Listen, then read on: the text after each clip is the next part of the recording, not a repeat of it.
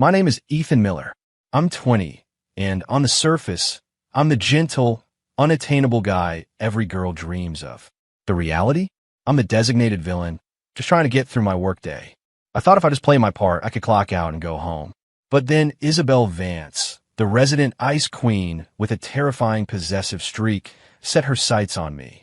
She's ripping up my script, sabotaging my relationships, and making declarations like, "You belong to me and me alone." Now my days are a blur of her aggressive, suffocating affection. Somebody help. What am I supposed to do with this beautiful, terrifying burden? I'm Ethan Miller. In this story, I have a title that sounds great on paper, but is a total nightmare in practice. The one that got away. I also moonlight as the toxic ex-boyfriend. A little schizophrenic, right? Welcome to my life. My job is to be the flawless, idealized memory in the mind of our story's leading lady, Jessica Monroe. Then, at key moments, I have to pop up and be the perfect obstacle, the catalyst that pushes her and the real hero closer together. Basically, my entire purpose is to make her fall for me, then methodically disappoint her until she runs gratefully into the arms of the male lead. Sounds pretty scummy, I know. But playing your part in the narrative, hitting your cues, that's just the dull, thankless grind. Today is a big day. Jessica Monroe, Northwood University's reigning queen bee, the girl everyone wants, is about to make her big move. The target isn't me. It's the new transfer student, Caleb Jensen, a guy who's handsome, charismatic, and basically a walking checklist of every positive male protagonist trope. Everyone on campus knows I'm Jessica's #1 admirer, or at least the one who's been the most public about it. According to the script, I should be storming the party where this is all going down, consumed by jealousy. I'm supposed to have a full-on meltdown, make a huge scene, and use every clumsy trick in the book to stop her. This would, of course, highlight Caleb's cool confidence, make Jessica despise me even more, and probably make her feel sorry for him. Too bad for them. They're about to be disappointed. Dude, Ethan's gonna lose his mind when he finds out Jessica is going for Caleb tonight. Totally.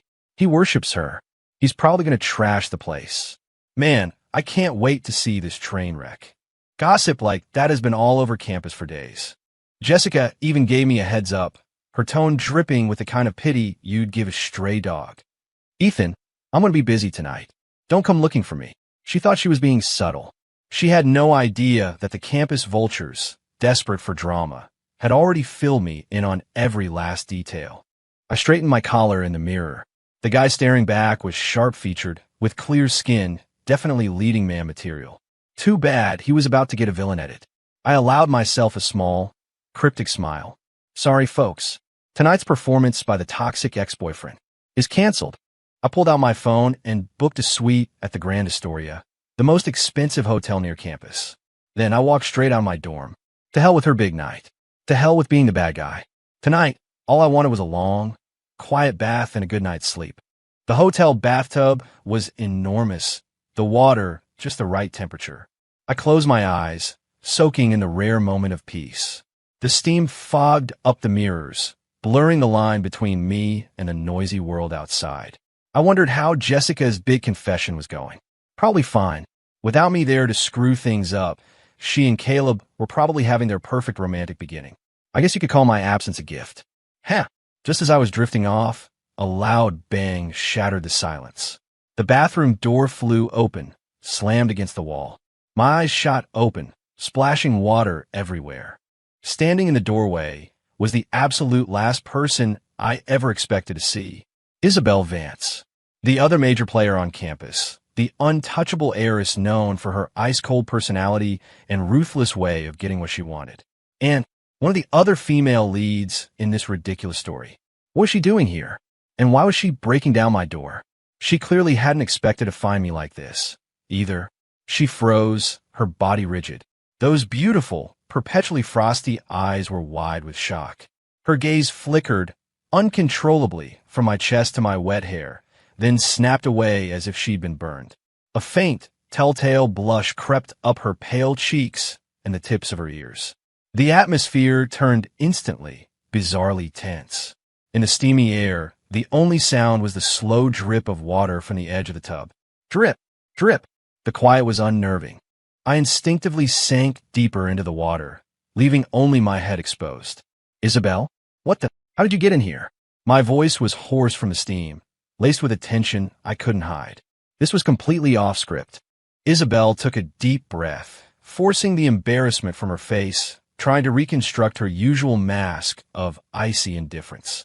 But the slight tremor in her fingertips and a lingering flush on her cheeks gave her away. She avoided looking at me, her eyes fixed on the towel rack beside her. Her voice was clipped, carrying her usual tone of command. Dry off. She yanked a clean bath sheet from the rack and threw it at me without looking. It landed squarely on my head, blinding me. Her scent, a crisp, cool fragrance, filled my senses. I fumbled to pull the towel off my head and wrap it around my waist. What the hell do you want? Isabelle finally looked at me again.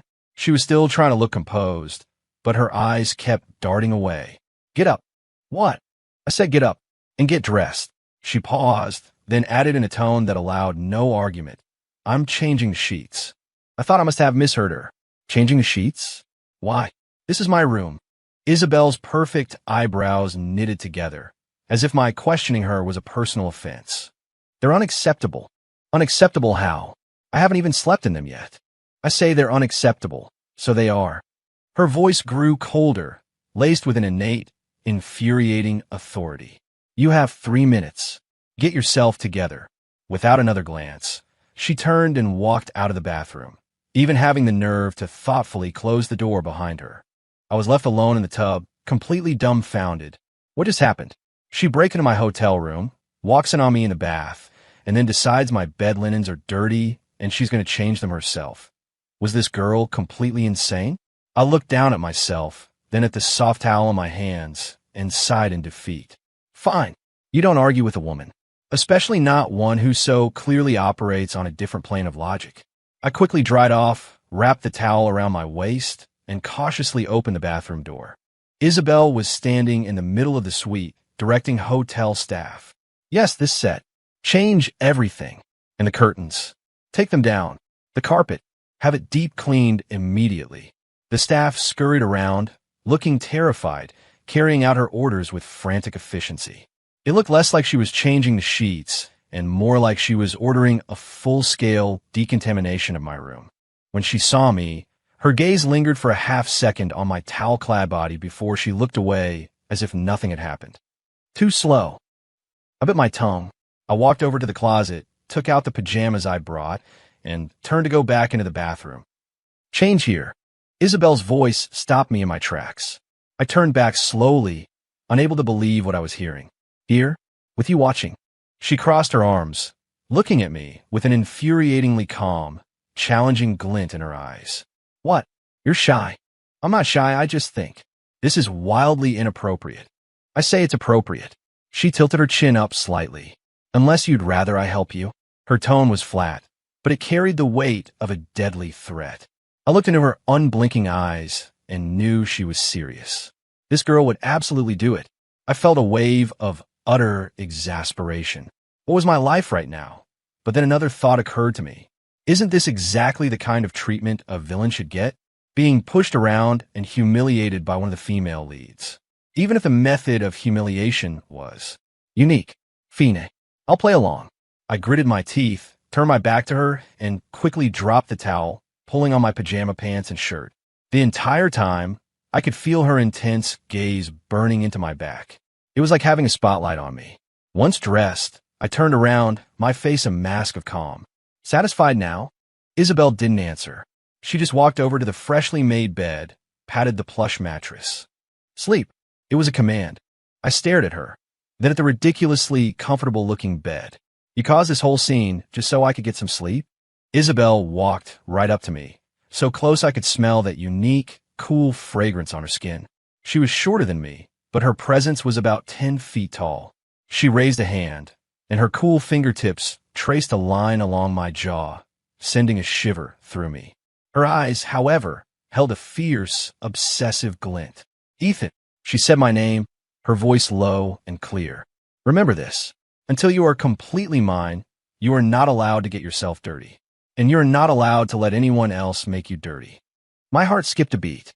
Her words were ridiculously possessive, but they carried a strange, twisted sweetness, like the deadliest poison coated in sugar. So this was one of those alpha female lines from the romance novels. Damn, it was effective, but I still had a role to play. On the surface, I had to resist. Isabelle, don't you think you're overstepping? We barely know each other. She pulled her hand back, a ghost of a smile playing on her lips, a smile that held no warmth. You'll get to know me, inside and out. With that, she turned away, waving a dismissive hand at the hotel staff who had finished their work. Get out. They fled as if they'd been granted a pardon, closing the door behind them. The room was silent again, occupied by only the two of us. The air grew thick. I stood by the bed, trapped. Isabelle, meanwhile, sat down on the sofa, picked up a magazine from the coffee table, and started flipping through it as if nothing had happened. She had no intention of leaving. You're not going, I asked tentatively. She didn't even look up. I'll leave when you're asleep. It looked like there was no escaping this. Resigned, I climbed into bed, lay down, and pulled the covers up. The sheets smelled crisp and clean, with a faint, lingering trace of Isabelle's cool scent. It wrapped around me, impossible to ignore. I closed my eyes, but was acutely aware of her presence. Sitting over there on the sofa, quiet, but with an intensity that filled the room. Like a volcano dormant for now, but ready to erupt at any moment. This was 1,000 times more stressful than facing Jessica's big confession scene. Time ticked by. I had no idea what Isabelle Vance was trying to accomplish. She breaks in, sees me in the bath, forces a complete linen change, says a bunch of cryptic, possessive nonsense, and now she's standing guard while I sleep? This deviated from every plotline I knew. Could this be some kind of hidden side quest from the narrative? A way to make my life as the villain even more eventful? As my mind raced, I heard the soft sound of footsteps approaching. I held my breath, pretending to be fast asleep. The footsteps stopped beside the bed. A shadow fell over me. I could feel her gaze on my face, lingering. Her breathing was light, her cool scent brushing against my skin. What is she looking at? My eyelashes fluttered involuntarily. Playing possum. Her cool voice, laced with amusement, came from directly above me. Defeated, I opened my eyes and met hers, inches from my own. In the dim light, her eyes were startlingly bright, churning with a complex storm of emotions I couldn't decipher. Curiosity, possession, and was that a hint of tenderness? No, had to be a mistake. Isabelle, what do you really want? I asked, my voice laced with exasperation. She reached out, her fingertips touching my cheek again, this time with a gentle warmth. I told you, for you to sleep. Her fingers slid slowly down, tracing my jawline, and came to rest on my throat, right over my pulse. She stroked the spot lightly. The touch was both dangerously intimate and threatening. Or she leaned in closer, her breath warm against my ear, her voice a low, seductive whisper. You could choose to do something else. To help you relax. My whole body went rigid. My heart hammered against my ribs. This woman was dangerous. She played by no rules but her own. I jerked my head to the side, breaking her touch. Isabelle, have some self-respect. My tone was deliberately cold and resistant. This is how the villain is supposed to react to whatever this was, right? Isabelle's hand froze. She straightened up, looking down at me. It was too dark to see her expression clearly, but I felt the temperature in the room plummet. That icy, oppressive aura was back. Self-respect. She repeated the words, her voice dripping with scorn. Ethan, what do you think you are? Jessica Monroe's unattainable dream boy. Or that pathetic, toxic ex everyone despises. My heart stopped. How? How could she know? Those are my roles, the core of my existence in this story. Only I was supposed to know the specifics. How could she say it like that? I don't know what you're talking about, I said, forcing myself to sound calm. Isabelle let out a cold laugh. It doesn't matter if you don't. You only need to remember one thing. She leaned down again, planting her hands on either side of my head, trapping me in the bubble of her scent. Her words were sharp, each one a perfectly aimed dart. From tonight on, your script is mine to write. You will play by my rules. Because her lips were almost touching my ear, her voice dropping to a breathy, impossibly possessive whisper. You belong to me. Understand? I lay there, on the soft bed, wrapped in sheets that smelled of her final, undeniable declaration echoing in my ears. Outside the window, the city lights glittered. Inside, a world far more confusing and dangerous was unfolding.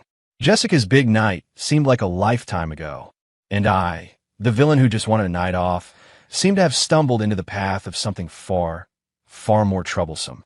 Tonight, there would be no sleep. After her declaration, Isabelle went back to the sofa, sitting like a queen guarding her domain. And I was the prize she'd just captured, unable to escape. Morning sunlight streamed through a gap in the pristine curtains, landing on my face. I blinked my eyes open, disoriented for a moment. The bed was soft and unfamiliar, and the air still held the faint, cool scent of her. Last night's memories came flooding back. Isabelle's intrusion, her insane, possessive pronouncements, and that final line, "You belong to me." I shot up, looking around the room. It was empty. The imperious figure was gone from the sofa. It was almost as if the whole bizarre episode had been a dream. Only the unique fragrance lingering in the air and the brand-new bedding proved she had really been there, and had, with brute force, inserted herself into my life. I rubbed my temples, my mind a jumble of confusion. What the hell was going on? I hadn't even finished my part as the villain, and now I'd been claimed by another one of the female leads? My phone buzzed on the nightstand. The name Jessica Monroe glowed on the screen. I stared at it for a few seconds before finally answering. Jessica's voice came through, a little hoarse, but with an undercurrent of barely suppressed joy. "Ethan, you okay after yesterday?" Her tone was tentative, as if my calm was surprising. According to her script, I should be on the verge of a breakdown, or at least drowning my sorrows in a bottle of cheap whiskey. I forced a wry smile, keeping my voice level, even injecting a hint of deliberate distance. "I'm fine, and congratulations. I heard. Your big move was a success."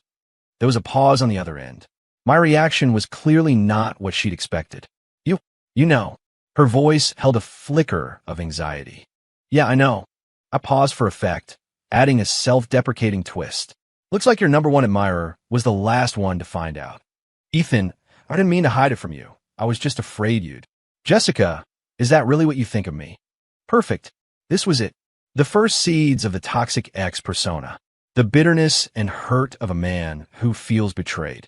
Internally, I felt nothing but a vague sense of relief that she'd given me a perfect excuse not to show up. "That's not what I meant," Jessica said quickly, her voice laced with urgency. Ethan, we can still be friends, right?" "Friends?" I almost laughed, but I had my lines to deliver. "Friends." I let out a short, bitter laugh, filled with just the right amount of pain and sarcasm. "Jessica, do you really think I can just stand by and watch you with someone else and be friends?" I took a deep breath, speaking with a manufactured weariness, as if the words were costing me everything. "From now on, let's just keep our distance." Before she could respond, I hung up. Flawless. I'd expressed my hurt and drawn a clear line in the sand. I had fully embodied the pathetic, heartbroken ex who couldn't let go. Now, all I had to do was wait for Jessica, comforted by Caleb's gentle understanding, to start seeing me as the petty, small-minded guy she'd thankfully dodged. The narrative should be back on track. I put down my phone and got up to get ready. My eyes drifted to the sofa. The spot where Isabelle had sat last night seemed to hold a residual chill. That woman who refused to play by any rules. What did she really want? "You belong to me." Her words echoed in my head like a curse, full of undeniable authority and a strange, obsessive need. I shook my head, trying to banish her dangerous image from my mind. The priority right now was the main storyline with Jessica and Caleb. Isabelle was just a weird, unexpected detour. Yeah, just a detour. I checked out of the hotel and headed back to campus. The moment I stepped through the main gate, I felt the stares. Pity, contempt, morbid curiosity, and pure, unadulterated schadenfreude. "Look, it's Ethan." Wow, I thought he would have made a huge scene last night. Didn't even show up. Probably knew he didn't stand a chance and chickened out. Jessica and Caleb are basically attached at the hip now. He's just embarrassing himself by coming back. The whispers weren't loud, but they reached me easily. I kept my face impassive, my heart rate steady. I almost wanted to applaud them. They were right. I did chicken out. I didn't want to embarrass myself. Please, keep piling on the villain labels. As I was about to cross the lobby of the main academic building, a familiar figure blocked my path. It was Jessica, and right beside her, of course, was the handsome, charismatic transfer student, Caleb Jensen. Caleb's arm was resting possessively on Jessica's waist, a clear sign of his protective new role. Seeing me, Jessica's expression was a mix of guilt and unspoken words. Caleb, on the other hand, just frowned, his eyes sizing me up with obvious displeasure. Yep, the standard male lead reaction to the former rival. Ethan, Jessica spoke first, her voice soft and cautious. Are you doing okay? I looked at her, letting my gaze linger for a second on her and Caleb's cozy posture before looking away. My eyes conveyed the perfect blend of pain and stoicism. I'm Phoenix. My voice was a little rough, as if I were suppressing a storm of emotions. You don't have to worry about me. Caleb stepped forward slightly, shielding Jessica a bit more. His tone was civil but distant. Ethan, man, I hope you understand about yesterday. You can't force these things. I managed a smile that was more like a grimace. I get it. Of course I get it. I let my gaze drift longingly to Jessica for a moment before dropping it to the floor. I wish you too. All the best. With that, I turned to walk around them, fully committed to my role as the heartbroken loser who had to graciously step aside. I had this routine down pat. Ethan, Jessica called out suddenly. I stopped, but didn't turn around. Can we really not even be friends? Her voice was thick with emotion. Caleb's frown deepened. I kept my back to them, my shoulders shaking slightly, as if I were fighting back tears. After a long moment, I finally spoke, my voice sounding cracked and broken. Jessica, just let me go. And let yourself go, too. Seeing you, it just hurts too much. 90% performance, 10% truth. Not that it hurt, but it was a genuine pain in the ass. Hopefully, after this, she'd officially file me under immature ex-admirer who can't handle rejection. As I'd hoped, I heard Jessica sniffle, but she didn't say anything else. Caleb murmured something comforting to her. I seized the opportunity and walked away from the drama-filled scene. Stepping outside, the sunlight was bright. I squinted, mentally calculating my progress. That little scene should have worked wonders. Jessica's guilt-o-meter was probably up, and Caleb's annoyance with me meter was likely maxed out. Perfect. Everything was moving according to the villain's script. All I had to do was maintain. Nice performance. A cool voice materializing out of nowhere beside me. I froze and whipped my head around. Isabelle Vance was leaning against a pillar, arms crossed, watching me with an unreadable, almost mocking expression. The sun traced the sharp line of her profile, but did nothing to melt the frost in her eyes. She was dressed in a simple white blouse and black slacks, her chilly aura a stark contrast to the bustling campus around her. What are you doing here? I instinctively took a half step back. How did she find me? Did she see that whole pathetic display? Isabelle pushed herself off the pillar and walked toward me. The click of her heels on the pavement was slow and deliberate, each step adding to the pressure in the air. She stopped when she was so close I could feel the warmth radiating from her body.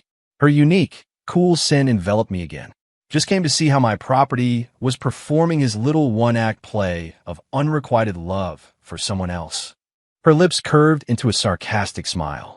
Bravo. Such raw emotion. I almost felt sorry for you. My face flushed, whether from anger or embarrassment, I couldn't tell. What are you talking about? I'm not your property. Isabelle reached out, her cool fingertips tilting my chin up, forcing me to meet her gaze. Her eyes were sharp, as if they could see straight through every lie, every act. Do I need to repeat what I said last night? Her voice was quiet, but carried an absolute, unyielding authority. Ethan, you know damn well you don't have any real feelings for Jessica Monroe. My heart hammered against my ribs.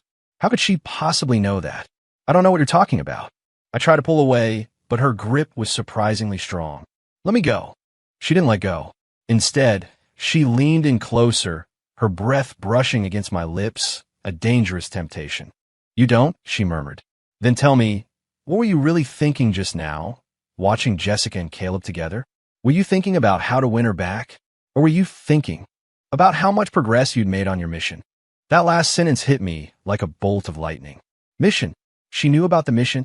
My eyes widened in disbelief. Who are you? Isabelle looked pleased with my shocked reaction, her fingers tightening slightly on my chin. Who I am doesn't matter. What matters is that from now on, I'm taking over your mission. All you have to do is stay by my side. And be good. Her tone was casual, as if she were discussing the weather, but it held the weight of someone who was used to being in complete control. As if I really were just some prize she'd won, with no say in the matter. On what grounds? I countered, try to quell the panic rising in my chest. My mission has nothing to do with you. Isabelle's gaze drifted down to my lips. Her eyes darkened with an undisguised possessiveness. Because I hate seeing you look at other people like that. Even if it's fake, I don't like it. Your joy, your anger, your sadness. It can only be for me. She leaned forward, her warm breath close. That's an order. Then, she released my chin and turned to leave as abruptly as she had appeared. I was left standing there, my mind in chaos. The sun was still bright, the campus still noisy, but I felt a chill spread from my feet through my entire body. Isabelle Vance. She didn't just know my role. She seemed to know about the mission itself. Who was she? What did she mean? She was taking over.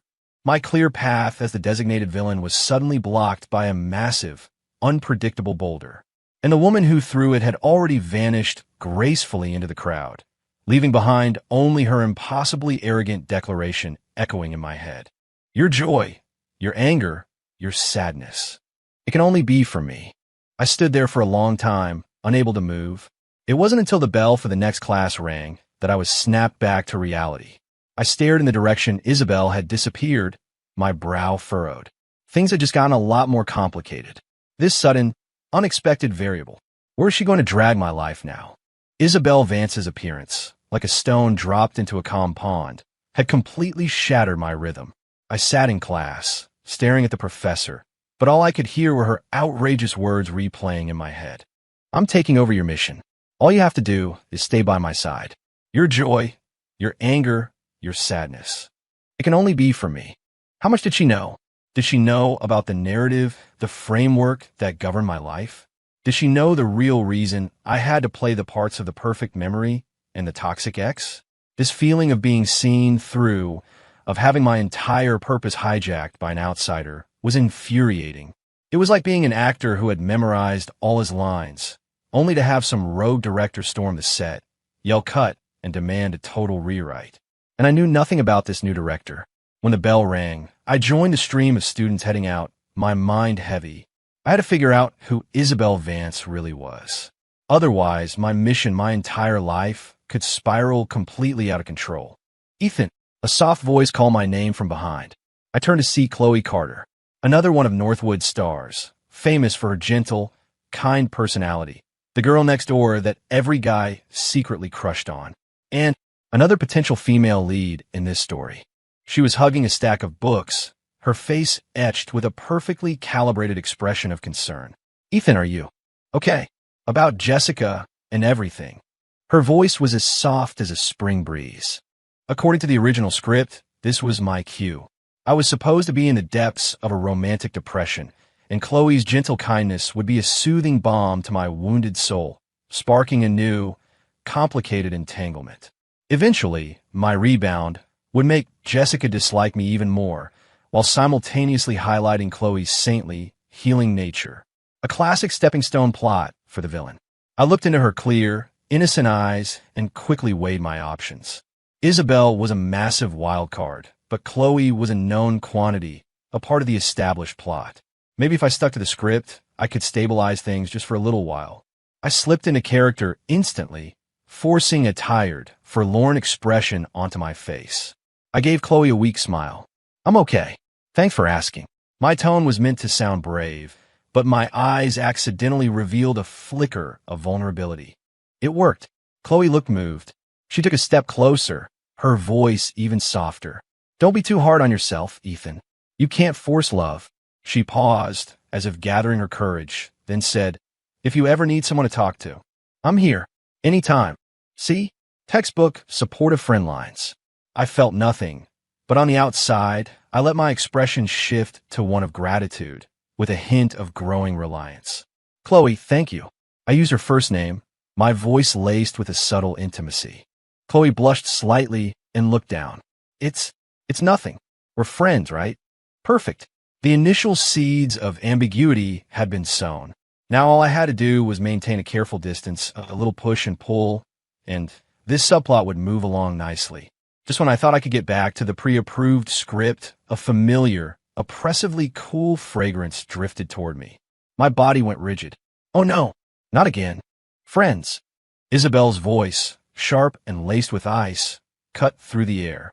She had appeared out of nowhere, her gaze sweeping over Chloe like a surgeon's scalpel before landing squarely on me. Chloe was startled by Isabelle's sudden appearance and her undisguised hostility. She instinctively clutched her books tighter, looking lost. Isabelle completely ignored her. Her eyes were locked on me, a smirk playing on her lips, but her gaze was terrifyingly cold. Ethan, aren't your friends a little numerous? Her tone was casual, but it carried the righteous indignation of a wronged lover. My scalp prickled. This woman was like a damn ghost. Chloe looked from Isabelle to me, a flicker of understanding dawning on her face, followed by embarrassment and disappointment.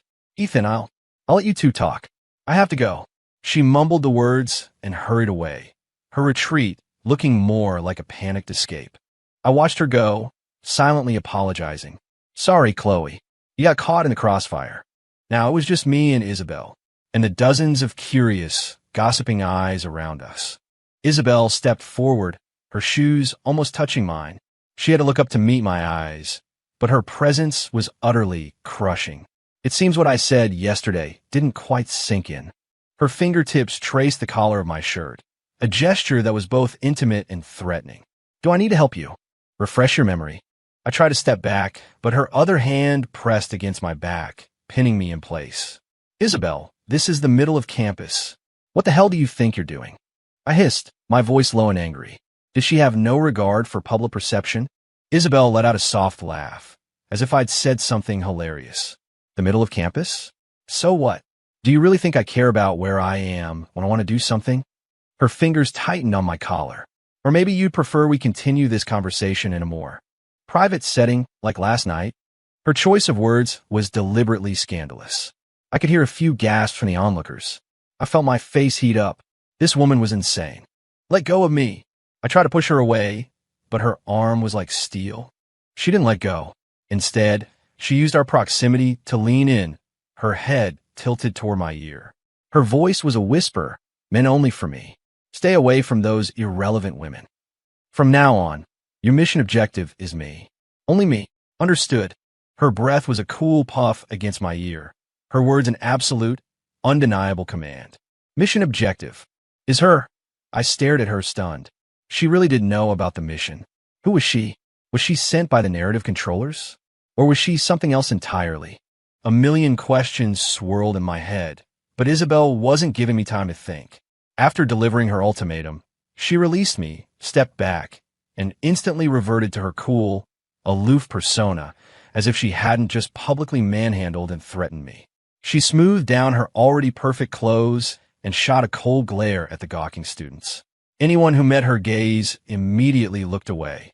Let's go. She said the two words to me and turned, walking away from the academic building.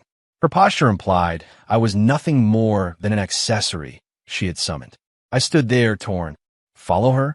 That would just confirm the rumors about us. Don't follow her.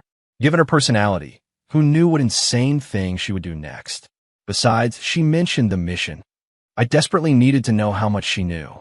After a moment of internal debate, I gritted my teeth and followed her.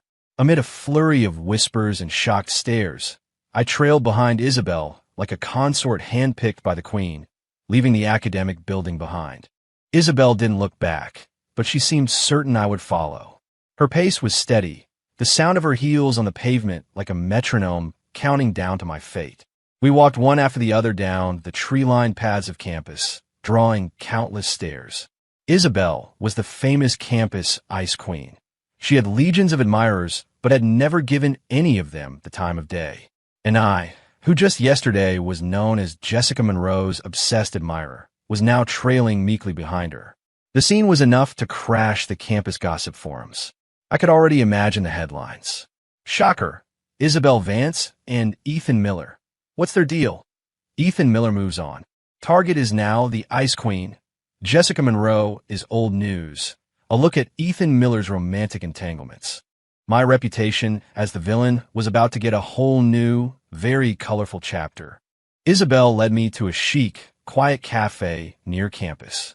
She was clearly irregular. The waiter showed her to a secluded booth without a word. She sat down gracefully, ordered a black coffee, and then looked at me. What are you having? Her tone was so natural, you'd think we were just a normal couple on a date. I stared at her, searching her face for any clue, any crack in her composure. But she just met my gaze calmly, her eyes deep and unreadable. Americano. Thanks, I said to the waiter. After the waiter left, we were alone in the booth. The silence was thick. I took a deep breath and decided to get straight to the point. Isabelle, who are you? And how do you know about the mission? Isabelle picked up her coffee, stirring it slowly, her movements elegant and unhurried. Who I am isn't important. She took a sip, then looked up at me. What's important is that I can help you. Help me. I frowned. I don't need your help. I can complete my mission on my own. On your own. Isabelle set her cup down with a soft click. You mean like just now, playing the vulnerable, heartbroken guy for Chloe Carter, try to open up a new romantic subplot? She had seen everything, and her analysis was brutally accurate. I felt a flush of heat on my cheeks, the kind you get when you're caught red-handed. That's my business. It has nothing to do with you. Nothing to do with me. Isabelle leaned forward, her eyes sharp. Ethan, from the moment I decided I wanted you, everything about you became my business. Her tone was infused with an infuriating sense of entitlement. You decided you wanted me? I almost laughed in her face. Miss Vance, what exactly is it about me that you want? The fact that I'm the toxic ex? Or my award-winning performance as the one that got away? Isabelle's fingertips tapped a steady rhythm on the table. Her gaze roamed my face, analytical, and was that amusement? I want you. The person. Your masks, your struggles, all of it. It's interesting, don't you think? Interesting? Like I was some fascinating new toy for her to play with. I suppressed my anger and said coldly, sorry, but I'm not interested in being a part of your game. My mission is clear, and I don't need you interfering. Clear? Isabelle raised an eyebrow. Do you really think that by following the instructions of your so-called narrative, by playing the perfect memory and the toxic ex, you'll actually succeed? My heart sank. She even knew about the narrative? You? How could you? I know a lot more than you can imagine. Isabelle cut me off, a hint of mockery in her voice. For instance, did your narrative ever tell you what the consequences of failure are? I was silent. The narrative only ever told me the mission objectives and the rewards for completion. It was always vague about what would happen if I failed. Isabelle watched my silence, a small smile playing on her lips. I thought not. So, what if I told you that if you continue on your current path, your probability of failure is 100%? Her voice was soft, but her words landed like a sledgehammer. What makes you say that? I stared at her, trying to tell if she was bluffing. Isabelle didn't answer directly. Instead, she asked, do you really think Jessica and Caleb's love will grow stronger because of your villainy? Do you really think Chloe's kindness can actually heal you? Do you really think that playing a role that everyone despises will lead you to the ending you want? Her questions came one after another, leaving me speechless. I'd had my own doubts, of course, but the narrative was my only guide. I had no choice but to follow it. I don't have to believe you, I said stubbornly. Isabelle seemed to have expected this. She didn't get angry. She just looked at me with an expression that was almost pitying. You will, because soon you're going to see for yourself how the plot goes off the rails. She picked up her purse and stood up. This coffee's on me. She looked down at me, her expression once again one of cool control. Remember what I said, Ethan. Stay away from the other women. Your mission objective is me.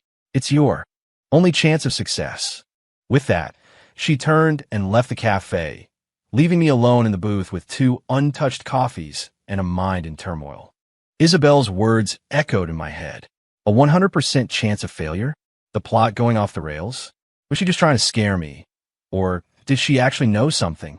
Who was she? And what was her endgame? And what did she mean? She was my only chance of success. I leaned back in the booth and closed my eyes, feeling more lost than ever. The path that had once seemed so clear was now shrouded in a thick fog, and Isabelle Vance was the only other person in it. Should I trust her? Could I? Isabelle's words were a splinter in my mind. Mission failure? Plot derailment? I didn't want to believe it, but I couldn't ignore it either. The feeling of being manipulated by her was suffocating. I decided to avoid her for a while, to stick to my own plan. At least the Chloe Carter subplot seemed safe, a standard healing branch of the narrative. A few days later was the planning meeting for the university's Founders Week. I was assigned to the same group as Chloe, in charge of decorating one of the main halls. It was the perfect opportunity to advance the ambiguous relationship plotline. The hall was filled with streamers, balloons, and boxes of decorations. Sunlight streamed through the tall windows, illuminating dust motes dancing in the air. Chloe, in a simple sundress, was on her tiptoes, trying to hang a string of fairy lights above a window frame. She was petite and struggling to reach. Here, let me. I walked over, easily took the lights from her, and hung them in place. As I did, our fingers brushed. Chloe snatched her hand back like a startled deer, a faint blush coloring her cheeks. Thanks, Ethan. Her voice was barely a whisper, filled with a sweet, girlish shyness. I looked at her, feeling nothing, but I managed a gentle smile. No problem. According to the script, this was the moment I was supposed to be touched by her innocence and kindness, the wounds left by Jessica momentarily soothed. We started decorating the hall together, making small talk about colors and placement. The atmosphere was pleasant, with an undercurrent of gentle flirtation.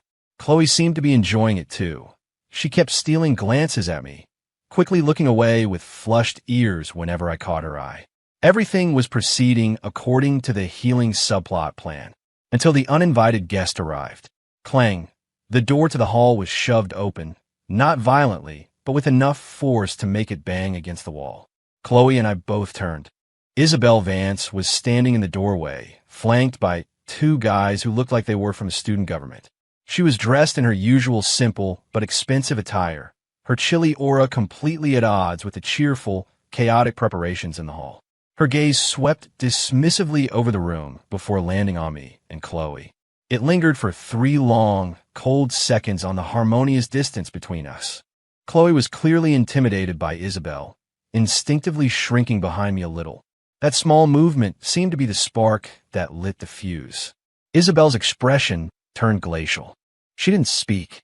She just strode into the hall, her heels clicking ominously on the floor. She completely ignored Chloe and stopped right in front of me. Student government, here to check on the Founders Week preparations. Her tone was all business, but her eyes were like ice picks boring into my face. Your team's efficiency is abysmal. I met her gaze, feeling the rage simmering just beneath her calm exterior. We just got started. I tried to explain. Isabelle wasn't listening. Her eyes went past me to the streamers and lights we just hung. The color scheme is tacky. The layout has no aesthetic sense. You actually plan to display this garbage in public? With every word, the color drained from Chloe's face. Isabelle's criticism was utterly merciless. Isabelle, we decided on this together. Chloe mustered the courage to say in a small voice. Isabelle finally deigned to look at Chloe, a faint, mocking smile on her lips. You decided? Your taste does not represent the university's standard. Her words were like daggers. Chloe's eyes immediately welled up with tears. I frowned, a surge of annoyance rising in me. Isabelle was going too far. Isabelle, everyone's working hard on this. If you have suggestions, you can make them. You don't need to personally attack people. I stepped in front of Chloe, my tone protective. That gesture seemed to be the final straw. Isabelle's eyes, fixed on me, shielding Chloe, darkened into a stormy abyss. Then she smiled. A beautiful, chilling smile. Suggestions? Oh, I have suggestions. She took a step forward, closing the space between us until we were almost nose to nose, completely ignoring the other people in the room. Her cold gaze locked onto mine. I have a major suggestion. Ethan, you are mine. Who gave you permission to be here with another woman, playing these childish little games? Her voice was quiet, but carried a definitive, declarative force that echoed through the silent hall. The 2 student government guys behind her stared, jaws agape. Chloe gasped, her eyes wide with disbelief, looking from Isabelle to me. I felt a rush of blood to my head. What are you talking about? I demanded, my voice a mix of shock and anger. Isabelle ignored my protest, her gaze so intense it felt like a physical weight. It seems you're a slow learner. She glanced at the string of fairy lights I had just hung. Then, as everyone watched in stunned silence, she reached up and yanked it down. Crash! The brand new lights were ripped from the wall, tape and all, and fell to the floor with a sickening crunch of breaking glass. Several bulbs flickered and died. Substandard. Isabelle, what are you doing? I lunged forward to stop her. She didn't even look at the ruined lights. Her attention was now on the colorful streamers. Take those down too. And the balloons. The colors are hideous. Replace them all. She was like a tyrannical queen, systematically destroying the work Chloe and I had spent the last hour on. One of the guys behind her finally spoke up. President Vance, maybe that's a bit much. The students work hard on this. Isabelle shot him a look so cold it could freeze fire. The guy immediately shut up and looked at the floor. I said, take it down. Her tone was absolute. Then her gaze returned to me, burning with an almost crazed possessiveness. Ethan, you do it. Or do you need me to personally teach you what it means? To obey. The last word was drawn out, dripping with a combination of threat and dark intimacy. The air in the hall turned to lead. Everyone held their breath, watching the storm unfold. I stared into Isabelle's unyielding eyes, then glanced at the terrified, pale-faced Chloe behind me, and finally at the shattered lights on the floor. A white-hot rage flared in my chest. Who did she think she was? Who gave her the right to interfere in my life, to humiliate me and other people like this? Just because she had some insane, possessive claim on me? Just because she knew about the mission? I was done. I bent down, snatched the broken string of lights from the floor, and slammed it onto a nearby table, making an even louder crash. You want it down? You take it down yourself. I glared at Isabelle, practically shouting, I am not your property. You have no right to order me around. My defiance clearly took her by surprise. Her pupils contracted, and a flicker of shock crossed her face before being replaced by an even deeper chill. She stared at me, her eyes swirling with a dark, unreadable emotion. Anger, surprise, and maybe a flash of hurt, but it was gone in an instant. The aura around her grew, even more dangerous. No right. She repeated the words, her voice dangerously low. She closed the distance between us again, leaving no room to breathe. She looked up at me, her eyes like poisoned ice. Ethan, you're going to find out just what rights I have. Her fingertips brushed against my cheek, a gentle, feathery touch that sent a shiver of pure dread down my spine. Soon, with that, she pulled her hand back. She didn't look at me, or the mess, or the stunned people in the room again. She simply turned and walked out, taking the Arctic chill with her. The two student government guys scurried after her. The hall was left in silence, with just me, a trembling Chloe, and a pile of ruined decorations. Ethan, I am so sorry. This is all my fault. Chloe's voice was choked with sobs, full of guilt and fear. I stared at the broken lights on the floor, my chest heaving, unable to calm down. Isabelle's last look, her final word, soon, echoed in my mind like a curse. She knew about the mission. She had warned me the plot would go off the rails. What consequences would my defiance bring? I didn't know, but I knew one thing for sure. I had really, truly pissed her off, and the price for angering Isabelle Vance was probably far higher than I could ever imagine. The supposedly safe, healing subplot had just been blown to pieces by her forceful intervention. The coming days were not going to be peaceful. I looked out the window at the bright sun, but my world was shrouded in a thick, dark cloud. Isabelle Vance, what in God's name are you planning?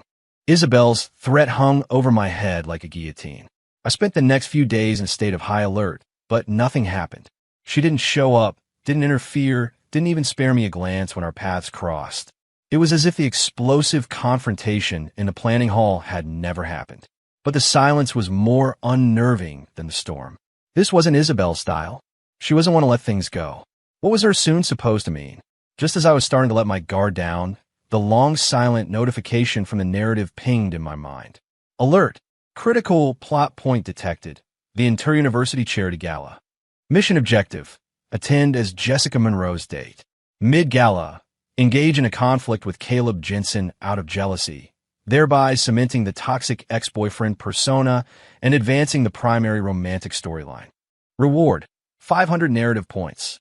Penalty for failure: unknown. The charity gala. I vaguely remembered hearing about it. It was a big deal, a joint event between several of the top universities in the state. According to the original script, as Jessica's devoted admirer, I was supposed to secure a spot as her date, only to make a fool of myself by getting jealous of Caleb and causing a scene, becoming the laughingstock of the evening. A textbook villain move. But Jessica was practically glued to Caleb now. How could she possibly agree to go with me? Was I supposed to force her? That would completely contradict the initial perfect memory part of my role. As I was wrestling with how to handle this impossible mission, my phone rang. The caller ID was Jessica Monroe. Surprised, I answered. Ethan.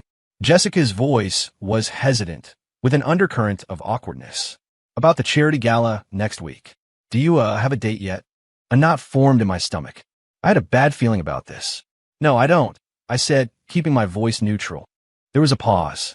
She was clearly choosing her words carefully. Well, Caleb had something come up with his family. He might not make it back in time for the gala. Her voice trailed off. So, I was thinking, if you don't mind. She didn't finish, but the implication was clear. She wanted me to be her date. I held the phone, a sense of absurdity washing over me. Caleb just happened to have a family emergency on the night of the gala. What a coincidence. And Jessica, who was supposedly head over heels for Caleb and convinced I was a possessive stalker, was now personally inviting me? This made no sense. Unless someone was pulling the strings. Isabelle Vance's cool, arrogant face flashed in my mind. Was this her doing? She said the plot would go off the rails. Was this what she meant? Making Jessica, who was supposed to hate me, invite me to be her date? Was she trying to help me complete my mission? Or was this part of some larger, more sinister plan? Ethan, are you still there? Jessica asked, her voice tinged with anxiety. I snapped back to reality, pushing my suspicions aside. Regardless of whether this was Isabelle's handiwork, it was the perfect opportunity to complete the narrative's mission. I'm here. I paused, then replied in a voice filled with surprise and carefully restrained emotion. You want me to be your date? Why, yes, Jessica said, sounding relieved, yet apologetic. I know it's a bit sudden, and if you don't want to, I'll do it. I cut her off, my voice soft, but with a tremor of manufactured emotion, as if I couldn't believe my luck. Jessica, I'd be honored. Jessica was silent again, clearly not expecting me to agree so readily. After a moment, she just said, okay, I'll see you then. I hung up and stared at the dark screen of my phone, my brow furrowed. This was a major deviation from the script. Jessica's invitation, Caleb's convenient absence. It all felt orchestrated, and the puppet master was almost certainly Isabelle. What was she up to? Was she trying to help me, or was there something else she wanted? The night of the gala arrived. I put on a tailored suit and looked in the mirror.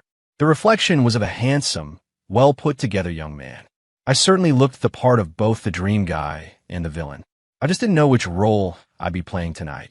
The ballroom was a sea of glittering lights and elegant dresses. Jessica was waiting for me by the entrance. She looked stunning in a white evening gown, but her eyes held a hint of worry and distraction. When she saw me, she forced a smile. Ethan, you're here. I am, I said, offering her my arm like a gentleman. She hesitated for a second before lightly taking it. We walked into the ballroom together, immediately drawing stares. The love triangle between me, Jessica, and Caleb was campus legend. Seeing me with Jessica and Caleb nowhere in sight sent the gossip mill into overdrive. Look, it's Ethan and Jessica. Where's Caleb? Did Ethan finally make his move while Caleb was away? Oh, this is going to be good. Jessica heard the whispers too. Her body tensed, her hand tightening on my arm. I felt her discomfort, but remained outwardly calm, almost amused. This was probably exactly what someone wanted. The gala began. Music swelled, lights danced. I led Jessica onto the dance floor. Her steps were clumsy, her mind clearly elsewhere. She nearly stepped on my foot several times. Sorry, she mumbled, avoiding my eyes. It's okay, I said gently, playing the part of the perfect, understanding date. We were close, and I could smell her perfume, see the anxiety in her eyes. Was she worried about Caleb? Or just awkward about dancing with me? Either way, it didn't matter. All I had to do was play my role and wait for the moment of conflict. The mission required me to get into a fight with Caleb out of jealousy. But Caleb wasn't here. How was I supposed to start a conflict? Unless he was going to show up after all. The thought had barely crossed my mind when a commotion erupted at the ballroom entrance. The crowd parted. A familiar figure strode into the room. It was Caleb. He was in a black tuxedo, looking travel-worn and tired, but his eyes scanned the room with a sharp intensity, finally landing on me and Jessica. Jessica saw him and froze, the color draining from her face. Her hand fell from my arm. "Caleb," she whispered, a mix of joy and panic in her voice. Caleb walked straight toward us, his face a thundercloud. He ignored me completely, his eyes fixed on Jessica. "Jessica, I finished my family business early and came straight here." His voice was level, but his eyes were blazing. "Aren't you going to explain this?" Jessica opened her mouth, but no words came out. The eyes of everyone in the ballroom were on the three of us, hungry for drama. Here we go, the moment of conflict. I took a breath, ready to slip into my toxic ex-character. I'd step forward, make a jealous accusation, maybe pull Jessica behind me protectively. But just as I was about to speak, every light in the ballroom suddenly went out. Click! The music died. The room was plunged into absolute darkness and silence, followed by a chorus of gasps and confused shouts. What happened? Is it a power outage? What's going on? I was stunned. This was not part of the plan. In the darkness, a hand clamped around my wrist. A cold, strong hand. It wasn't Jessica. My heart pounded. I tried to pull away, but the grip was like iron, yanking me forcefully in a new direction. I stumbled, pulled off balance. "Who's there?" I hissed, trying to regain my footing. I couldn't see a thing, just felt myself being dragged through the chaotic crowd. People were shouting, but no one noticed me being hauled away. I smelled a familiar, cool fragrance. Isabelle Vance. It was her. What was she doing? She dragged me through a series of turns, away from the main ballroom and into a quieter space. Thump! A door closed behind us, cutting off the noise. Then a soft click as it was locked. A single, dim chandelier flickered to life above us. I was in a small, elegant sitting room, and standing in front of me, still gripping my wrist, was Isabelle. She was wearing a stunning, deep red velvet gown that made her skin look like porcelain. She was breathing heavily, her chest rising and falling, and her icy blue eyes, under the dim light, shone with an almost feral intensity as they locked onto me. "Isabelle, are you insane?" I ripped my arm from her grasp. A red mark was already forming on my wrist. "What the hell do you think you're doing? Kidnapping me from a gala? Had she lost her mind?" Isabelle looked at my angry face and, instead of getting angry herself, slowly smiled. A breathtaking, heart-stoppingly beautiful, and utterly deranged smile. "What do I think I'm doing?" She stepped toward me, backing me against a wall. Her cold fingers came up to touch my face, her possessiveness a palpable force. "I'm taking back what's mine." Her gaze dropped to my lips, her eyes dark. "Your date is me. Only me. Your eyes will look at me. Only me. All of your attention will belong to me. Only me. Understand?" Her voice was a low, mesmerizing whisper, a spell weaving its way into my soul. I stared at her, at the undisguised, crazed possessiveness in her eyes, and my heart began to pound uncontrollably. This woman, she had just destroyed a critical plot point for the narrative. She had violently ripped me from the center of the story. Was this what she meant by the plot going off the rails? "You ruined the gala," I managed to say. "Do you have any idea?" "I know." Isabelle cut me off, her thumb brushing against my lower lip, sending shivers down my spine. "I know it was your mission, but as I told you, I'm taking over your mission. This boring, pathetic drama where you exist only to make other people look good is over." Her tone was utterly dismissive. "What gives you the right?" My protest felt weak. "What gives me the right?" Isabelle laughed softly. Her other arm snaked around my waist, pulling me so close I could feel her breath on my skin. "The fact that I always get what I want, and the fact that you, Ethan Miller, from the moment I first saw you, were destined to be mine. Her gaze was intense, focused, as if I were the only person in her universe. That fierce, all-consuming possessiveness was terrifying, but also strangely thrilling. I opened my mouth, but I didn't know what to say. Fight back? It seemed pointless. Give in? That was exactly what she wanted. Isabelle seemed to enjoy my struggle. She leaned in, her forehead resting against mine, our noses almost touching. Stop thinking about Jessica Monroe or Caleb Jensen or your mission. Her voice was a demonic whisper, seductive and hypnotic. From now on, the only person you need in your world is me. I'll give you everything you could ever want. Under the dim light, her eyes were like the deepest night sky, pulling my soul into them. I stared at her, my heart pounding like a drum, about to burst from my chest.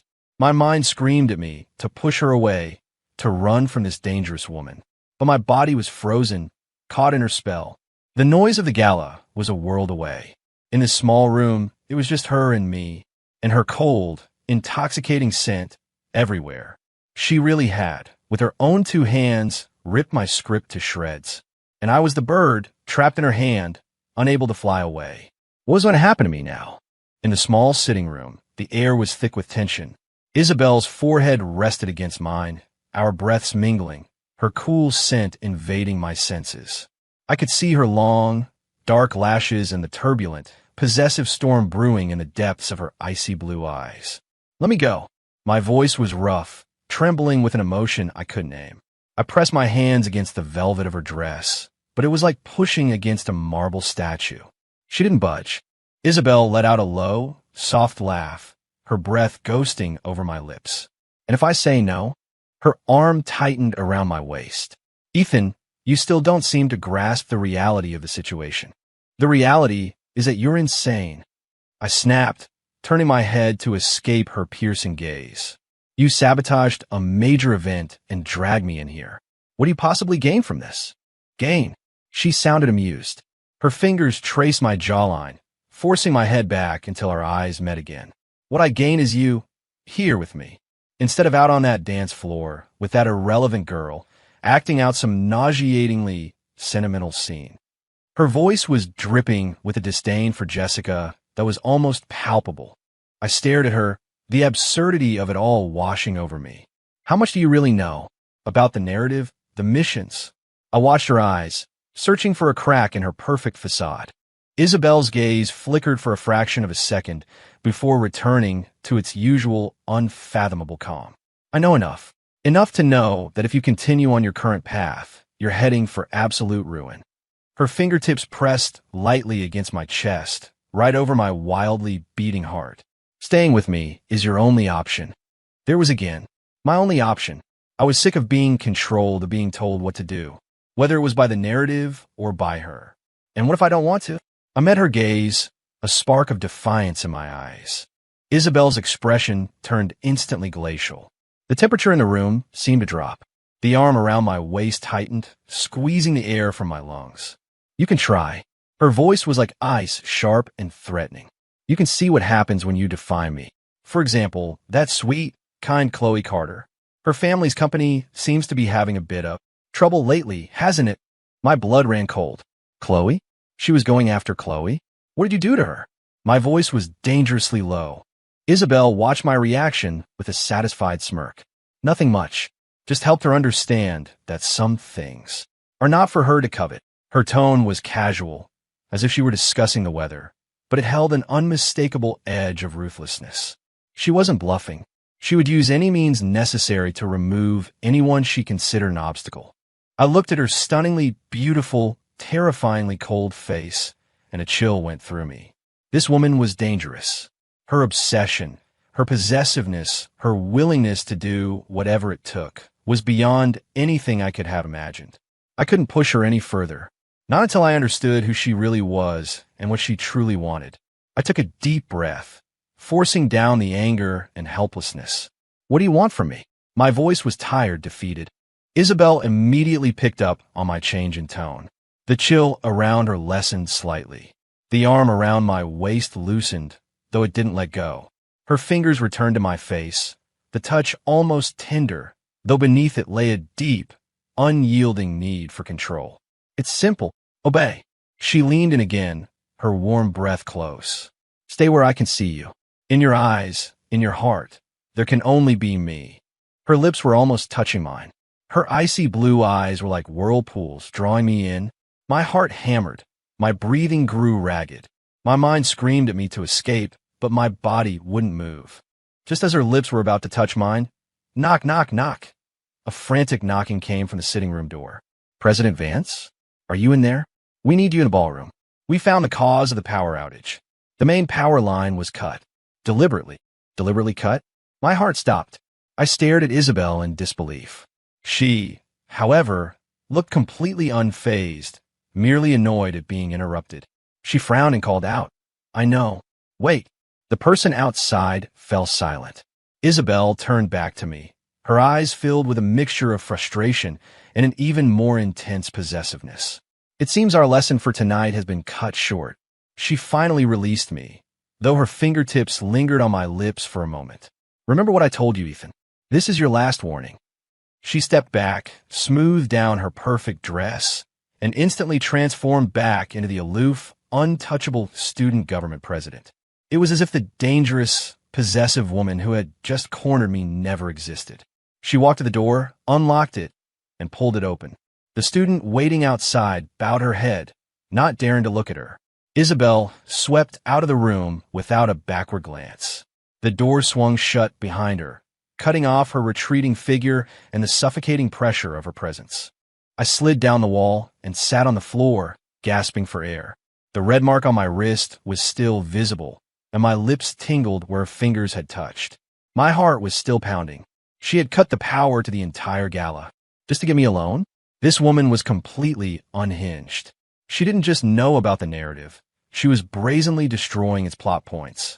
What was her goal? What did she mean by absolute ruin? And Chloe? I pulled out my phone and, after a moment's hesitation, called Chloe. It rang for a long time before she answered. Hello, Ethan. Her voice was thick, as if she'd been crying. Chloe, are you okay? I tried to keep my voice steady. I'm fine, she sniffled. It's just, something's wrong with my dad's company. He's really stressed. Her voice was filled with a poorly concealed panic. Is it serious? I don't know yet, she said, her voice cracking. It's like overnight, all of our biggest partners started pulling out, and our credit line. She couldn't finish. My heart sank. Isabelle wasn't lying. She had really gone after Chloe's family. All because Chloe had gotten a little too close to me. It'll be okay. Don't worry too much, I said, the words feeling hollow and useless. Yeah, thanks, Ethan, Chloe whispered. Did the gala end? You weren't scared when the power went out, were you? I'm fine, I said. Then I added, Chloe, for a while. Maybe we shouldn't talk. Just for now. There was a long silence on the other end of the line. Is it because of Isabelle? Chloe's voice was barely a whisper, filled with a sad understanding. I didn't answer. That was answer enough. I get it, she said, her voice choked with tears, but she was trying to sound strong. Ethan, I'm sorry I caused you so much trouble. You, take care of yourself. She hung up before I could reply. I leaned my head against the wall and closed my eyes, a wave of profound powerlessness washing over me. Isabelle had just shown me, in the most direct and brutal way possible, the consequences of defying her. She was a spider, and her web was tightening around me, trapping me in the center. The narrative, Jessica, Caleb, Chloe, everything was being thrown off course by her. And I, the actor who was supposed to be on the sidelines, had been dragged to center stage to be her leading man, whether I wanted to be or not. It seemed that, just as she'd said, my only option was to obey. But was I really going to just give in to her control? I opened my eyes and stared at the dim chandelier. Its light was fractured and hazy, just like my own future. Isabelle Vance, you won this round, but the game is far from over. After the gala, I lay low for a few days, processing the shock and reassessing my situation. Isabelle didn't seek me out, but her presence was inescapable. A perfectly prepared breakfast would appear on my desk every morning, with a small note bearing her initials. E, as blunt and commanding as the woman herself. The library seat I always used would be mysteriously empty, with the one next to it also vacant, as if waiting for someone. Any girl who tried to approach me, for any reason, would receive some form of warning or discouragement the next day. Jessica seemed to be caught up in her own drama with Caleb after the gala fiasco and was leaving me alone. And Chloe was gone from my life completely. If we passed each other on campus, she would just look away. Isabelle, with her ruthlessly efficient methods, had created a vacuum around me, a space that only she could occupy. I felt like a bird in a gilded cage, my every move monitored, my world defined by her. It was suffocating, but I didn't fight back, at least not openly. I ate the breakfasts. I sat in the reserved seat. I remained silent. I was observing, waiting for an opportunity to break the stalemate. I knew she was watching me, savoring the feeling of control, waiting for my complete surrender. And I needed her to believe that I was slowly, inevitably, bending to her will. The opportunity came sooner than I expected. One weekend afternoon, a sudden thunderstorm hit.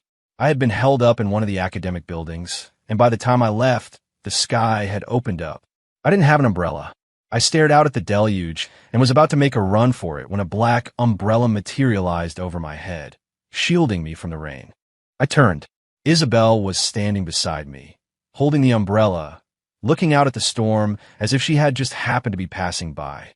She was wearing a simple white sweater and jeans, looking less like a corporate heiress and more like a normal college student. But the look of control in her eyes was unchanged. "Let's go," she said, her tone mild but absolute. I glanced at her shoulder, already damp from the rain, and after a moment's silence, I fell in a step beside her. "Thanks." We walked in silence. The umbrella wasn't large, so we had to stay close. Her arm brushed against mine, a cool touch. The air smelled of rain and wet earth, mixed with her unique scent. The only sounds were the rain on the umbrella and our footsteps in the puddles. At the fork in the path, one way to my dorm, the other to her off-campus apartment, she didn't hesitate, heading straight for her apartment. I stopped. "My dorm is this way," I said. Isabelle stopped too and turned to face me, the rain forming a curtain around us. Her expression was unreadable. "My place is closer." Her reason was simple and a lie. I knew what going with her meant. It was another form of surrender, another step into the territory she had claimed. I stood there, the rain spattering my jeans. I was weighing my options. Continue the charade of submission or draw a line in the sand. Isabelle waited patiently, as if enjoying my final struggle. The rain fell harder. A flash of lightning illuminated her face, and in that brief moment, I saw the certainty in her eyes. The certainty that she had already won. I took a deep breath of the cold, damp air, and then I walked, not toward my dorm, but toward her, under her black umbrella, in the direction she had chosen. A ghost of a smile touched Isabelle's lips. She turned, and we walked on together. Her apartment was in a luxury high-rise, a top-floor duplex decorated in a minimalist, cold-tone style, black, white, and gray. Just like her, it was sleek, efficient, and devoid of warmth. "The bathroom's over there. I've already laid out a towel and a change of clothes for you," she said, her tone so casual you'd think I came over all the time. I looked at her calm, composed back, and that feeling of being completely managed washed over me again. She had even prepared clothes for me? Did she know I would come? Or was the storm itself part of her plan? I pushed the thought aside and went to the guest bathroom. The hot water felt good against my cold skin, but inside I felt a deep chill. I changed into the clothes she had left for me. They fit perfectly. Soft cotton, smelling of sunshine, not her cool, signature scent. When I came out, Isabelle had also changed into loungewear and was sitting on the sofa with a glass of red wine. The TV was on, but she wasn't watching it. She looked up as I entered, her eyes sweeping over me with an expression of appraisal and satisfaction, as if admiring a prized possession that had finally been properly groomed. "Come here," she said, beckoning me over like a pet. I hesitated for a moment before walking over and sitting on the armchair, maintaining a safe distance. Isabelle didn't seem to mind. She picked up her wine glass again, swirling the dark red liquid. "Are you scared?" she asked suddenly. I paused. "Scared of what?" "Of me," she said, her icy blue eyes meeting mine with a terrifying clarity. "Scared of what I'll do, scared of my control, scared of what comes next." I didn't answer. It was a silent admission. Isabelle let out a soft laugh. You don't have to be. Her tone was strangely soothing, though it was still laced with her usual obsessive undertones. As long as you're where I can see you, as long as you behave, I won't hurt you. In fact, I'll give you anything you want. Does that include freedom? I couldn't help but ask. Isabelle's expression turned to ice. Freedom, she repeated, as if it were the most ridiculous word she had ever heard. She stood up and walked over to me, looking down at me. Ethan, why are you still clinging to such an unrealistic fantasy? Her fingertips, smelling faintly of wine, tilted my chin up. From the moment you were bound by the narrative, you were never truly free. Your so-called missions are just you being a puppet in different plays. At least with me, she leaned in, her gaze intense, her breath warm. You only have one role to play. The role of being mine. Her voice was soft, but her words landed with the force of a physical blow. The narrative, a puppet. She knew the core secret. My heart skipped a beat. Who are you? I asked again, the question that had been haunting me for weeks. Isabelle's fingers tightened on my chin. I'm the one who can give you something real. Her lips were almost touching mine, her eyes dark with an emotion I couldn't name. Forget the fake missions, forget the irrelevant people. Your world from now on will be remade by me. Outside, the rain continued to fall. Inside, under the warm lights, I looked at her, at the beautiful, insane, possessive woman who was laying claim to my entire existence. And for the first time, I realized that I might never escape her. She didn't just want to control my actions. She wanted to control my reality. She wanted to shatter my past, my future, my very identity, and rebuild it all according to her own design. This was a vortex far more dangerous and unpredictable than any narrative mission, and I was already caught in its pull. No escape. Isabelle's declaration to remake my world echoed in my mind. I lay awake all night in the guest room, staring at the ceiling. The narrative, puppets, fake missions, something real. Who was she? Why me? The questions were a tangled mess, but one thing was clear. I couldn't just surrender. Her control was absolute, her methods extreme. To obey her completely would be to become a mindless accessory. I had to find a way, under the guise of submission, to seize some small measure of control. The next day, I went through the motions. I ate the breakfast she made, and we went to campus together. She wasn't hovering, but I felt her invisible gaze on me constantly. During a break between classes, I went to the library. The seat next to me, as always, was empty. A moment later, she sat down, the familiar cool scent washing over me. She opened her laptop and started working, as if we were just two students studying together. But I knew it was a silent statement of ownership. I stared at the pages of my book, unable to read. My phone lit up with a text from an unknown number. Ethan, it's Chloe. Can we meet? It's important. It's about Isabelle. 3 o'clock, the coffee shop behind campus. My heart leaped. Chloe? How did she get this number? And what could she possibly tell me about Isabelle? I glanced at Isabelle. She was focused on her screen, seemingly oblivious. But I couldn't be sure. Was this another one of her tests? A trap to see if I would disobey? My mind raced. Logic told me to delete the message. But the desire to break free, to find the truth, was too strong. I had to go, but I wouldn't sneak around. I would test her. At 10 to 3, I closed my book. Isabelle looked up. I'm going to grab a coffee, I said, my voice steady. Want one? She stared at me, her icy blue eyes seeming to pierce through my calm exterior. The seconds stretched on. I was sure she would say no, would call my bluff. But then, she simply looked back at her screen. Sure, just one word. No suspicion, no warning. It was more unnerving than if she had interrogated me. Did she not know? Or did she simply not care?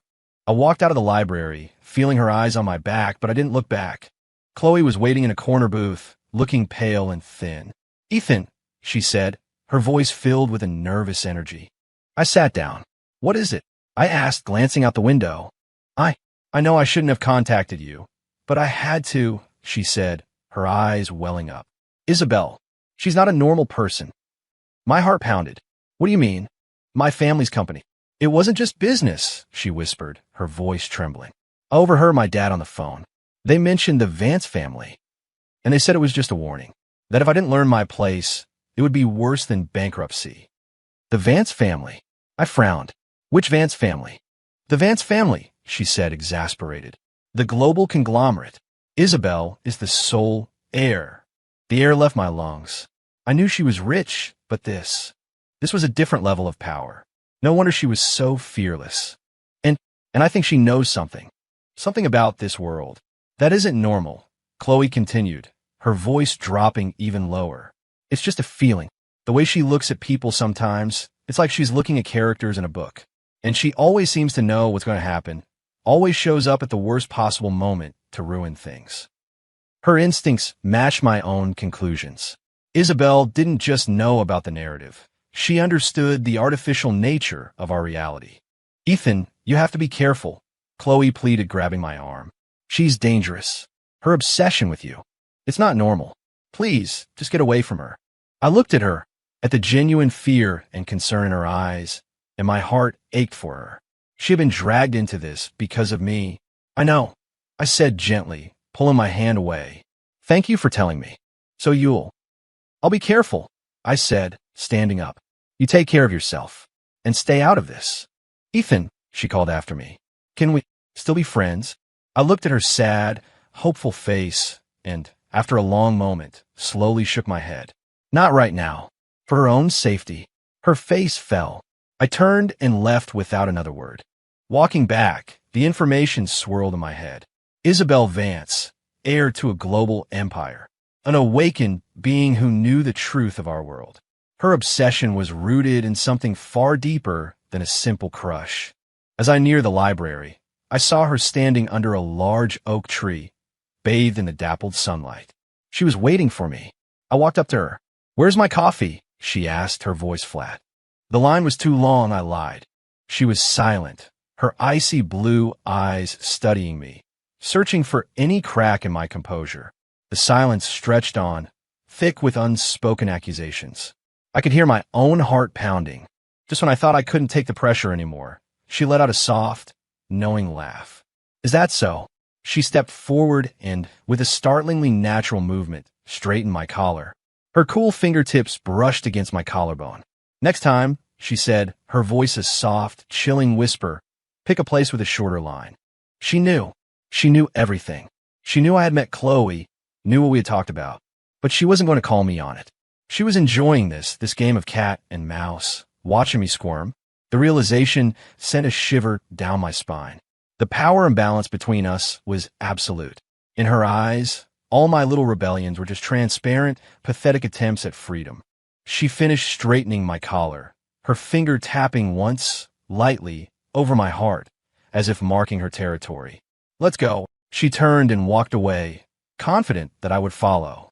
I stood there, watching her go, a cold dread spreading through me. Isabelle Vance, were you? And what to you am I? A toy? A prize? Or something else entirely?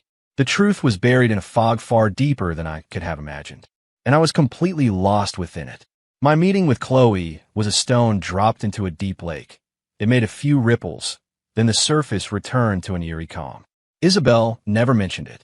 She maintained her omnipresent control, yet granted me a strange kind of freedom. The seat next to me in the library was always empty, a silent invitation.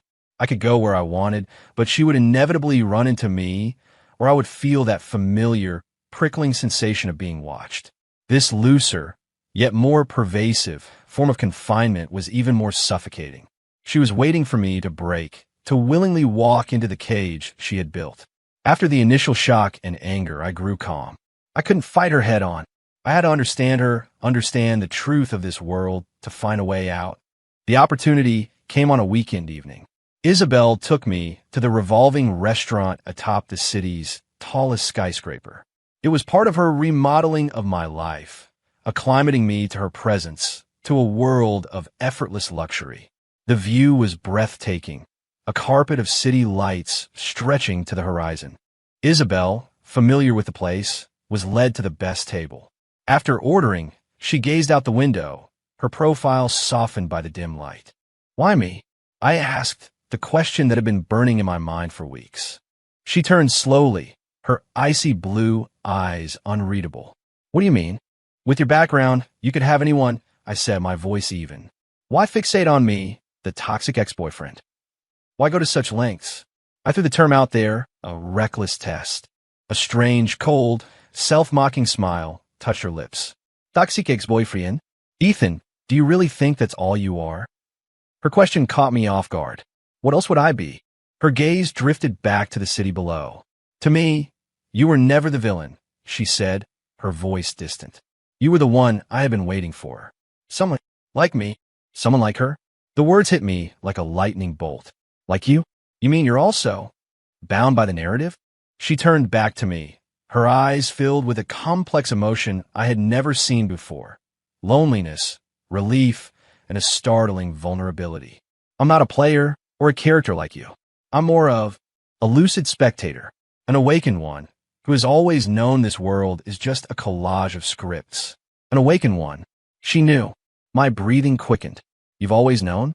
That all of this is a pre-written story, she finished for me, her tone laced with a bitter irony. Yes, since I was a child, I knew something was wrong. I knew Jessica was the female lead, Caleb the male lead, Chloe the supportive best friend, and you. Her gaze locked with mine, sharp and penetrating. You were the disposable plot device, the tool used to elevate the main characters and drive their story forward. A tool. The word was a cold blade in my gut. I had always thought of myself as an unwilling actor, but a tool? The idea was chilling. And what about you? I asked, my voice dry. What's your role in this script? Isabelle laughed, a sound filled with a chilling mix of pity and madness. Me? I was probably meant to be a throwaway antagonist. The rich, bitchy girl who makes the heroine look good. But I refused to accept that. Her eyes narrowed, blazing with a fierce, rebellious fire. Why should my life, my emotions, exist only to serve the main characters? Why should I live in a book that was written before I was born? So I woke up. I used my knowledge of the plot, my family's resources, to break free. I'm going to tear this whole damn script to shreds. Her voice was quiet, but it held an unbreakable resolve. I felt like I was seeing her for the first time. This obsessive, tyrannical woman was a revolutionary, a being fighting against her very reality. So you came after me because... My voice trembled. Because you're special, she said, her gaze intense, as if she could see into my soul. I've observed many characters. They all move along their pre-written paths. But you, Ethan, you're acting, you're struggling, and behind it all, there's a flicker of awareness in your eyes that doesn't belong to this world. You, like me, refuse to be just a puppet, don't you? Her words struck a chord deep within me. Refuse to be a puppet. Of course. How could I not? To have my own thoughts, my own feelings, but be forced to play a role I despised. The frustration had been buried deep inside me, but she had just unearthed it. Ethan, Isabelle's voice dropped, hypnotic and alluring. We are the same, the only two sane people in this fake world. Forget the narrative that controls you. Come with me. Together, we can burn this script to the ground and write our own ending. She held out her hand. In the soft light of the restaurant, it seemed to glow with a dangerous promise. Outside, the city glittered. Inside, she sat before me, a queen of the rebellion, inviting me to join her. Burn the script? Write our own ending? The words were a seductive, terrifying siren song. My heart hammered against my ribs. All my confusion, my resentment, my desperate yearning for freedom, it all came rushing to the surface. What if she was right? What if this was the only way out? I looked at her hand, the hand that had controlled me, threatened me, and touched me with a strange tenderness. My mind screamed danger, but the fire she had ignited in my soul, the desire for something real, burned brighter. Slowly, I lifted my hand and reached for hers. A triumphant light flashed in Isabelle's eyes. But just as our fingers were about to touch, a piercing alarm blared in my head. Warning! Warning. Subject exhibiting signs of deviation.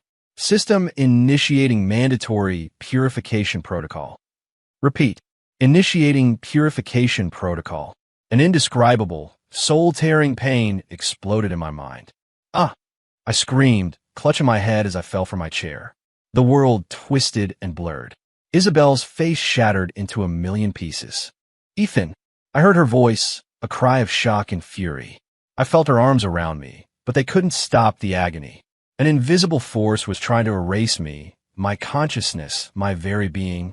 Purification in progress. 10%. 20%. The cold, robotic voice of the narrative was a death clock. Was I being deleted? For a single moment of rebellion? In the last second before my consciousness faded, I saw Isabelle's eyes. They were filled with a panic, a rage, and a terrifying, destructive madness I had never seen before. She held me tight and roared at the empty air, at the invisible system. You dare touch him. I will burn this world to the ground to find you. Her voice was filled with a ferocity that was utterly primal. Then, everything went black. Darkness. Absolute and infinite.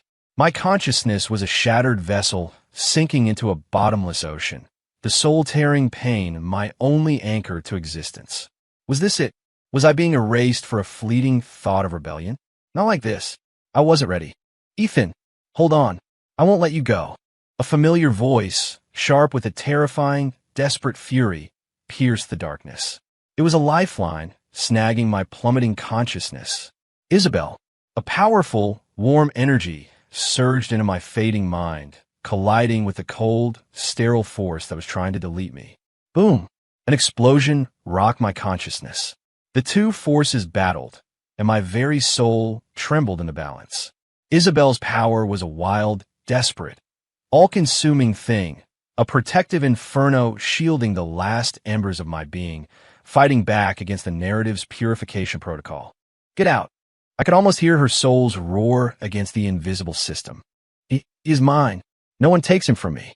Her power, fueled by an insane, absolute possessiveness, was actually pushing the system back. The pain began to recede. My scattered consciousness started to coalesce. With a monumental effort, I forced my eyes open. The first thing I saw was Isabelle's face, pale and drawn. She was on her knees on the restaurant's plush carpet, holding me in a desperate embrace. Her hair was a mess, her forehead slick with sweat, and her icy blue eyes were bloodshot as she stared at me, unblinking. When she saw my eyes open, her whole body seemed to sag with relief.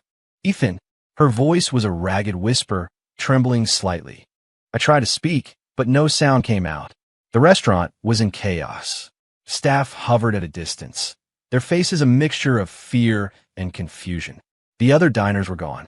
It was just the two of us in the wreckage of our evening. It's okay, Isabelle murmured, her cool forehead pressed against mine. Her voice was low and fierce, a vow to me and to herself. I'm here. No one is ever going to hurt you again. Her arms tightened around me, as if she could fuse us together. I could feel her trembling, feel the raw, undiluted terror and fury rolling off her in waves. She had fought the narrative directly. For me. That powerful, warm energy. It was hers. Who was she? My mind was reeling, but a profound exhaustion, the aftershock of a near-death experience, left me limp in her arms. Isabelle said nothing more. She lifted me into her arms and strode out of the restaurant, ignoring the stunned staff. Her embrace was cool, but for the first time, it felt safe, as if, in her arms, the cold, erasing power of the narrative could no longer reach me. She took me back to her apartment and laid me gently on the large, soft bed in her master bedroom. I was too weak to question it, too weak to think. My consciousness drifted. Isabelle stayed by my side, a silent, sleepless guardian. She'd bathe my forehead with a cool cloth, her movements impossibly gentle. When she helped me sip some water, her fingers brushed my lips, and I felt them tremble.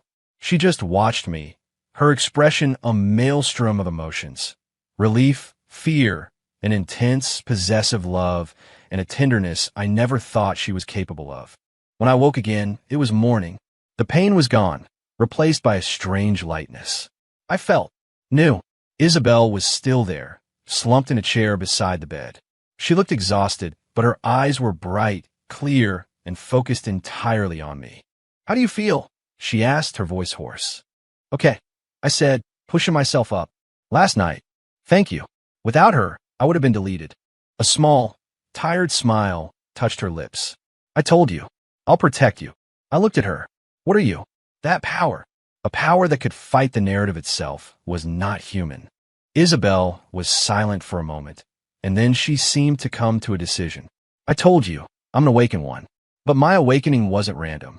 She stood and walked to the window, her back to me. My family, the Van Cess, have guarded a secret for generations. The truth about this world. Our bloodline carries a power that allows us to see through the script and to a certain extent. Interfere with the rules. Interfere with the rules.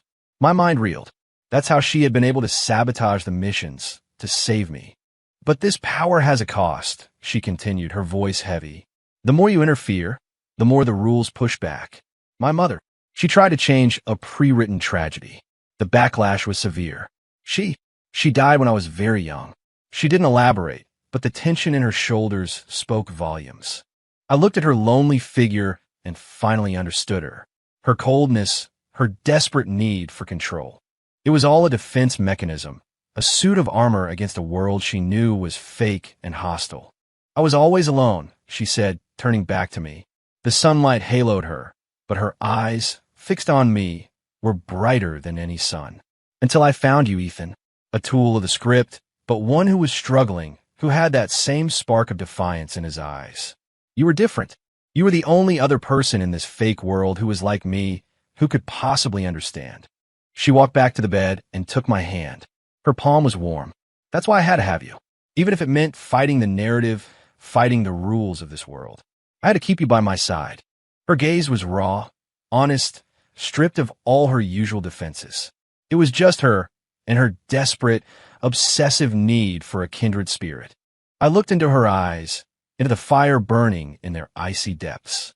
All my fear, my suspicion, my resistance. It all melted away. I squeezed her hand. Okay, I said, my voice clear. Isabelle stared at me, her eyes wide with disbelief. What? What did you say? I said, okay. I repeated, my voice firm. I'll stay with you. Not out of fear, not out of necessity, but because it was my choice.